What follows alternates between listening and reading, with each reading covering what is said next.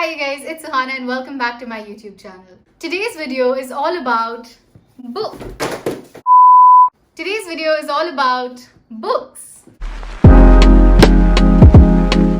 But before we get into the video, I just want to take a moment and say thank you to each and every one of you for showing so much love and support on all of my previous videos. When I was posting my first video, I did not even expect people to watch my video, let alone subscribe to my channel. But you guys are amazing because we already have a community of 100 plus subscribers, and that honestly means so much to me. So thank you so much for that. Also, if you have not subscribed to my channel yet, please make sure to go do that. It would really make my day.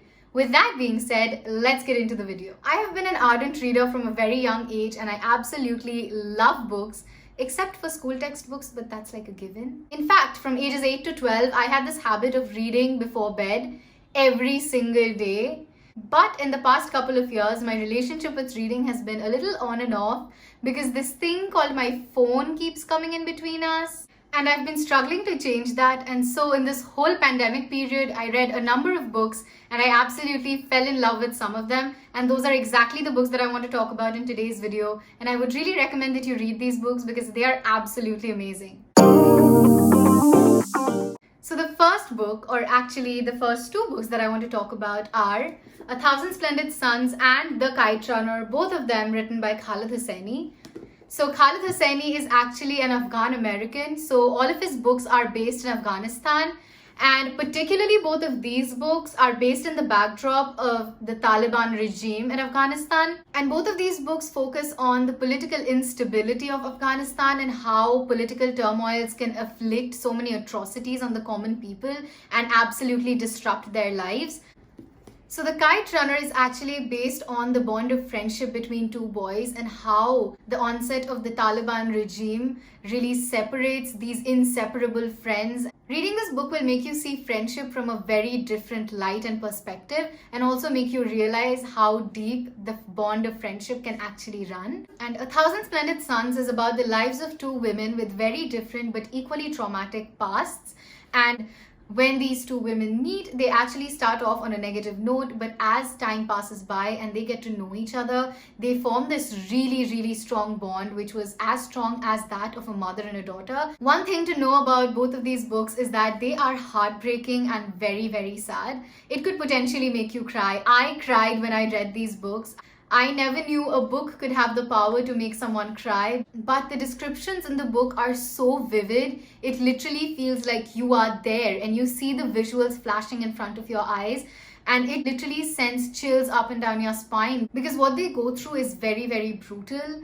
The books also have huge plot twists, so that really adds to the reading experience. So the next book that I want to talk about is The Great Gatsby by F. Scott Fitzgerald, and this is an American modern classic based in the 1920s.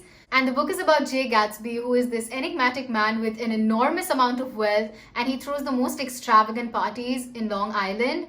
And even though he is rich financially, emotionally he is not. So the book unravels his life in bits and pieces, and we get to know about all his hardships, how he got where he was, and how tragic his life was, even though it seemed so glamorous from the outside. And one of the main themes in the book is how things that look very beautiful from the outside could actually turn out to be rotten on the inside, and I think that is a beautiful message. And also the reason why this book is on the list is because the language is pretty easy to grasp and the diction is quite simple as well. So even if you are not into reading, you could definitely enjoy this book. To Kill a Mockingbird by Harper Lee is the next book that I want to talk about. And this book actually talks about heavy topics like rape and racism.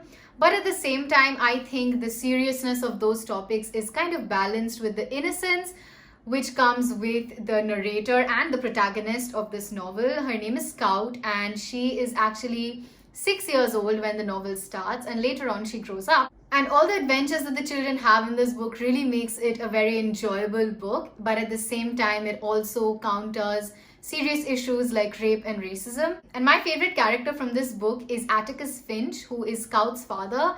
He is an impeccable lawyer, an amazing father, and his moral standards are very high. So throughout the book, he will teach you so many things and his words of wisdom will definitely stick with you. Overall, it is a very fun book to read. The last book that I want to talk about today is The Prophet by Khalil Gibran.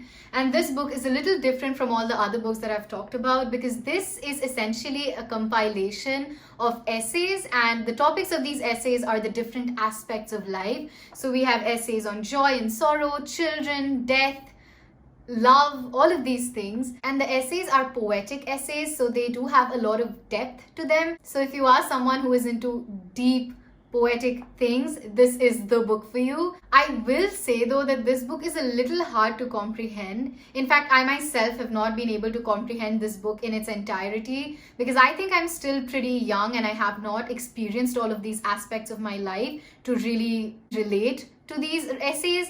But whatever bit of it I could comprehend, it made me fall in love with this book absolutely.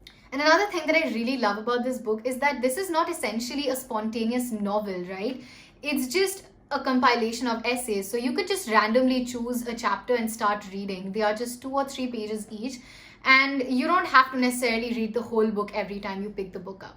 The book also has illustrations given by Gibran himself, which I think just adds to the beauty of it. I absolutely love this book and derive so much joy and pleasure from reading this book every time I pick it up. So if you are into poetry, definitely get your hands on this one because I assure you you're going to love it. So those are all the books that I wanted to talk about in today's video. If you guys liked the video, please make sure to give it a thumbs up and I'll see you guys in my next video. Till then, bye!